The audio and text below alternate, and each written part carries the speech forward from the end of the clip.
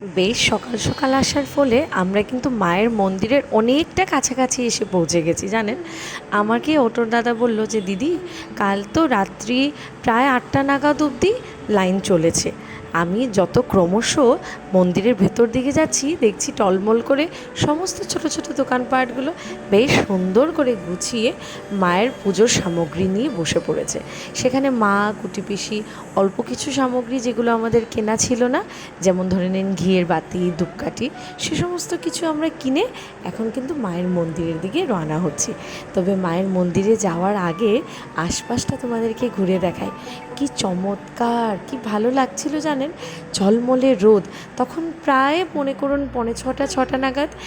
দেখছি গিয়ে আস্তে আস্তে কিন্তু ভিড় বাড়ছে জানেন।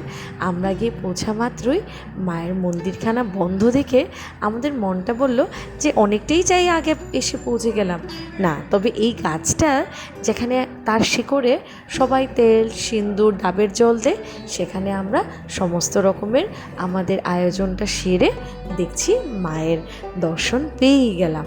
তখন প্রায় 6:30 নাগাদ ক্রমশ ভিড় বেড়েই চলেছে।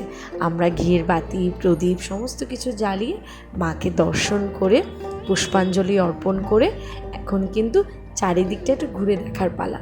মাকে দেখে মনটা যেমন মুগ্ধ হয়েছে, তেমনই যেমন গায়ে শিরে উঠতেছে জানেন। বিয়ের পর যখন এসেছিলাম মাকে প্রণাম করে গেছিলাম যে মা, সুস্থ সবল সন্তান দিও, তাদেরকে নিয়ে এসে তোমাকে পুজো দিয়ে যাব। আজ সেটা সম্পূর্ণ করতে পেরে বেশ মনটা হালকাও লাগছে, বেশ মনটা ভালোও লাগছে। সবাইকে নিয়ে ঘুরতে এসে ভ্যাকেশনের শেষটা বেশ ভালোইভাবে কাটালাম। আজ তাহলে এখানেই শেষ। পরের নেক্সট ব্লগ ভিডিওতে তোমাদের সাথে আবার আলাপ হবে। রাখছি।